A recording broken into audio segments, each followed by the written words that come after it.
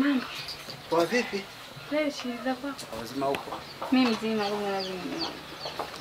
Niambie. Sina usemi nje kusikiza wewe. Nilikumisi kinoma yani. Kweli. Sana. Haya na mimi nani mkumisi. Kweli? Yeah. Yaani siwezi. Yaani leo siamini kama kweli nimekuja. Sababu jinsi nilikuwa nakushabikia na kukumisi. Kweli. Sana. Yaani leo. Mungu amesikia sana kitu changu.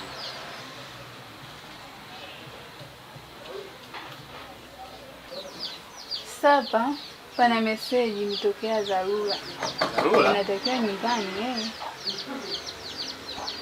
Kwa nyumbani sasa hivi? Ndio, sasa hivi. Bwana. Ndio nataka kuondoka. Sasa dharura tufanye basi hata mimi kupumzika hata mara moja tu. Hapana. Kesho nitafika. Nitafika kesho. Sasa wewe kesho jamani. Wakati leo umeshafika inakuaje kesho? Ndio hivyo sasa dharura imetokea. Sasa si mara moja tu.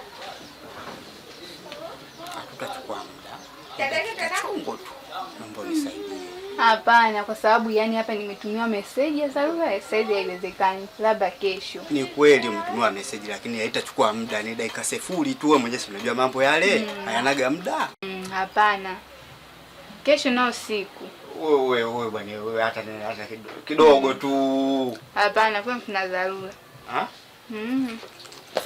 Emi, bwana usinifanyie hivyo Emi.